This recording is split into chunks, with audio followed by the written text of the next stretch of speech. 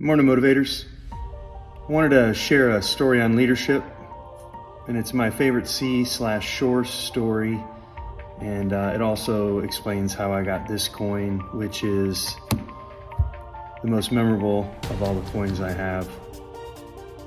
So it's 2014. I'm Command Master Chief of USS New York. The ship has been tasked by the President to go overseas and carry out, at the time, was a very secret. I don't know if we'd call it top secret. It wasn't top secret for long, but overnight we took on board a bunch of new team members who were in the military but had long hair and beards, and we pulled away from the pier and got underway without anyone knowing.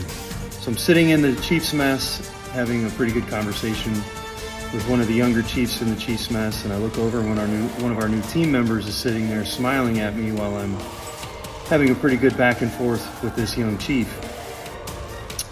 Well, he looked familiar, but I couldn't quite figure out where I knew him from, and my trick, and you can shamelessly steal this, is how have you been? Because he's been somewhere. Well, he kind of caught me in that, because on the way out of the chief's mess, he said, "You don't know me, do you?" And I said, "No, you caught me. I don't quite remember you." And turns out I was his drill instructor, which the Navy calls recruit division commanders. Rewind 14 years earlier, he was leader in the division that I was pushing, and he got into a scrape with two other of my brickhead recruits. Well, back then, if you had a contract to be a Navy SEAL or any other special warfare unit, you lost your contract and became undesignated. Well, I didn't see the need in setting him back for a young person's mistake, and decided to just give him some extra cardio and a little bit more PT, asked him if it was ever going to happen again, and off to regular business from there. Now, the lesson here is not that I did anything for him, to be honest.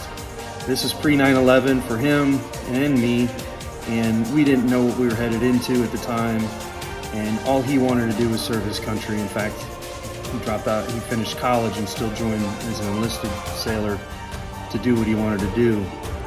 The point is, I didn't get in his way.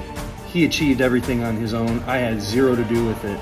But as a leader, oftentimes we prejudge, we get in the way, and we hold people back from achieving their goals and their dreams. So keep that in mind when you have a young knucklehead who does something that gets in the way of their dreams. Lift them up, push them forward, give them a little extra PT, and motivate them. Love you, mean it.